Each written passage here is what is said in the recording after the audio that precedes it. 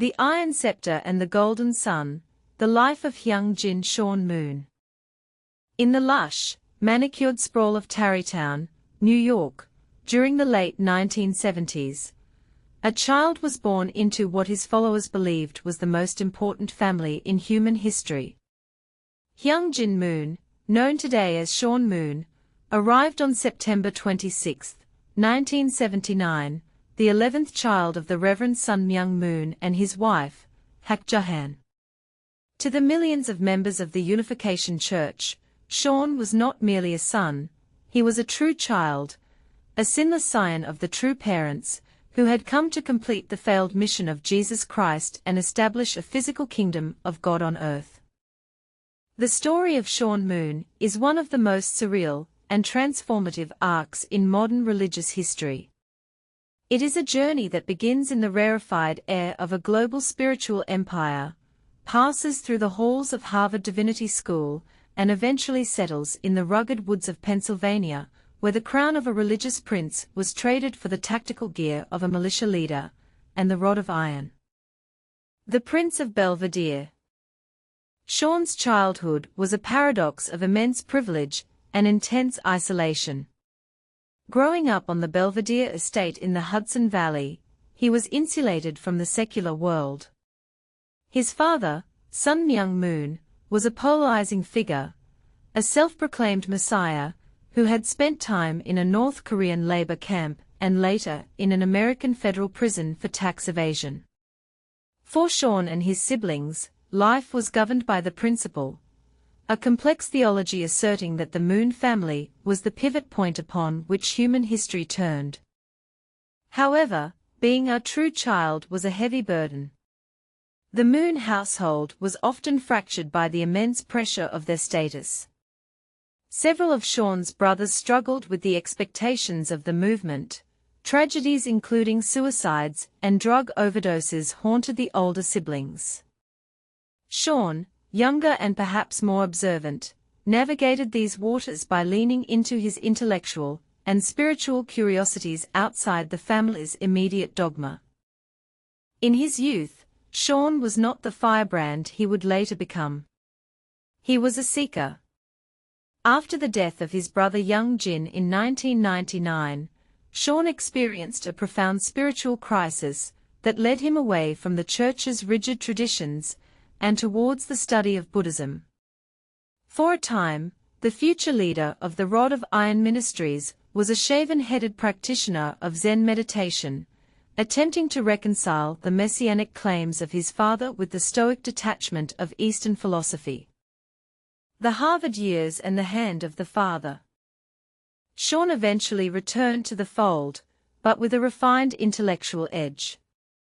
He enrolled at Harvard University, earning a Bachelor of Arts in Liberal Arts and later a Master of Divinity from Harvard Divinity School.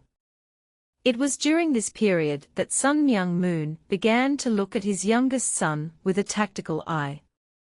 While older brothers had fallen out of favor or pursued business interests, Sean was articulate, charismatic and deeply well-read in comparative religion.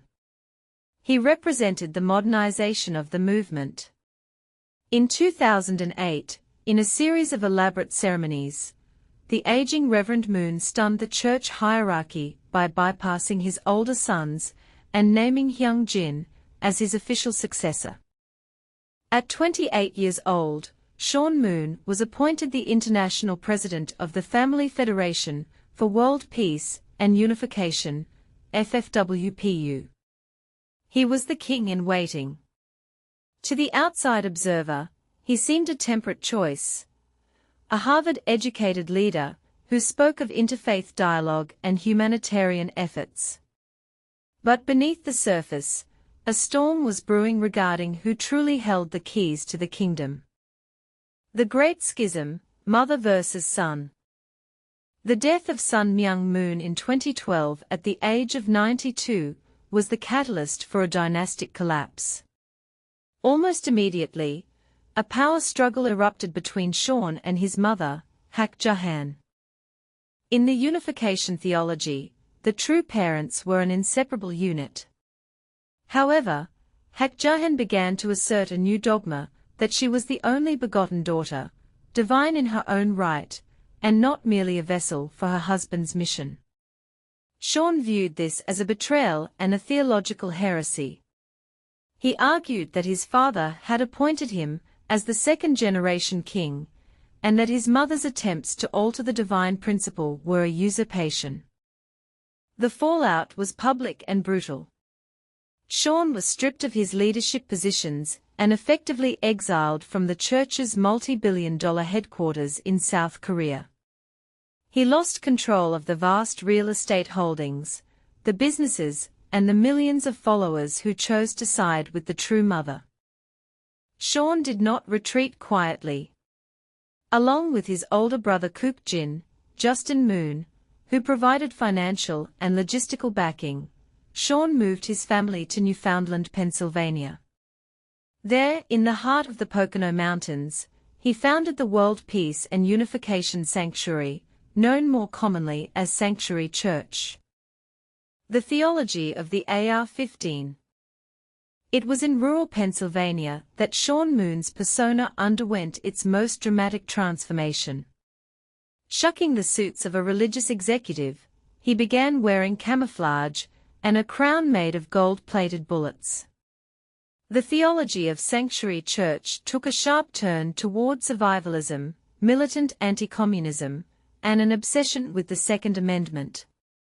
The core of Sean's new movement was a radical reinterpretation of the Book of Revelation. In the biblical text, the returning Christ is said to rule the nations with a rod of iron. In Sean's vision, the rod of iron was not a metaphorical scepter, it was the AR-15 semi-automatic rifle.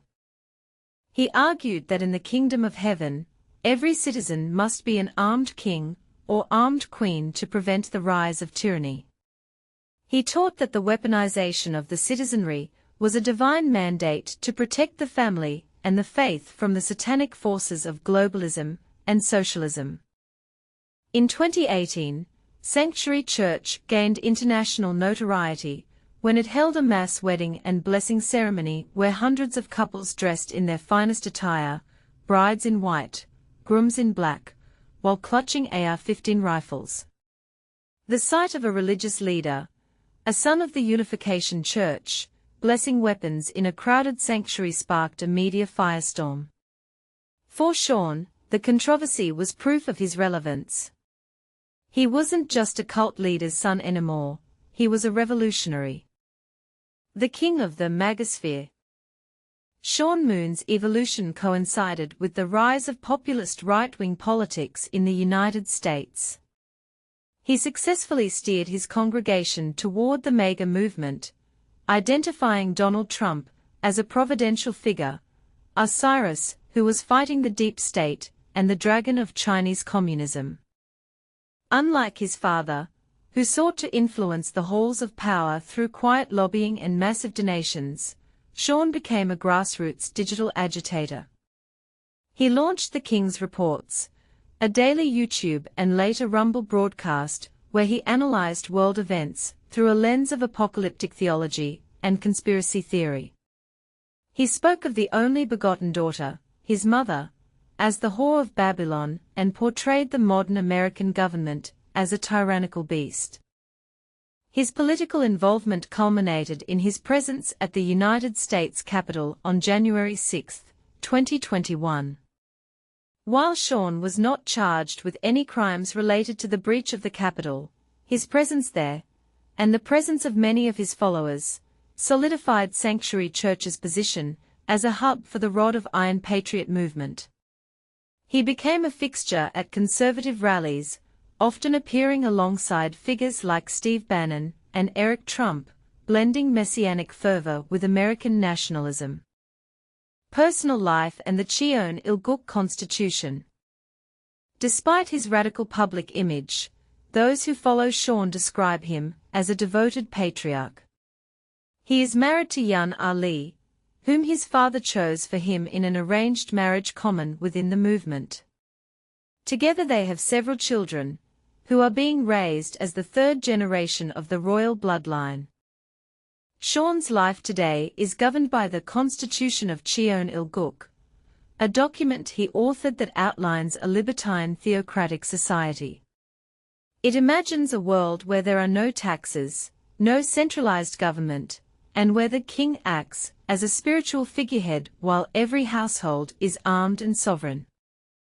His relationship with his brother Hyung-jin Moon is central to the movement's survival. Hyung-jin is the CEO of Kar Arms, a significant firearms manufacturer. This synergy between a religious leader and a gun manufacturer has led critics to label the church a gun cult, but for Sean, it is the ultimate expression of the true father's desire for a self-reliant and protected kingdom. Legacy: the radical scion. At the age of 45, Hyung-jin Moon stands as one of the most enigmatic figures in the landscape of American fringe religion. He is a man caught between two worlds, the Eastern messianism of his father and the Western libertarianism of his adopted home. To his critics, he is a dangerous extremist who has weaponized a dying cult in order to capitalize on American political polarization. They see his rod of iron theology as a cynical ploy to maintain control after losing his father's main empire. They point to his vitriolic attacks on his mother as evidence of a deep-seated psychological trauma stemming from his upbringing. To his followers, however, Sean Moon is the only true child who remained faithful to the Reverend Moon's original, more radical vision. They see him as a brave truth-teller who walked away from billions of dollars in assets to live in the woods of Pennsylvania for the sake of his conscience. In their eyes, he is the rightful king of earthly and heavenly realms, protecting his flock from a world that has turned its back on God. The biography of Sean Moon is still being written, and its chapters are increasingly defined by the volatility of the modern era. Whether he will remain a footnote in the history of the Unification Church, or become the architect of a new militant faith remains to be seen. What is certain is that Sean Moon has successfully stepped out from his father's long shadow, but he did so by casting a shadow of his own, one shaped like a rifle and crowned with gold. In the quiet of Newfoundland, Pennsylvania, the king continues his daily reports, his AR-15 rifle leaning against the wall, waiting for the apocalypse he believes is coming, and convinced that he is the only one prepared to lead the world through the fire.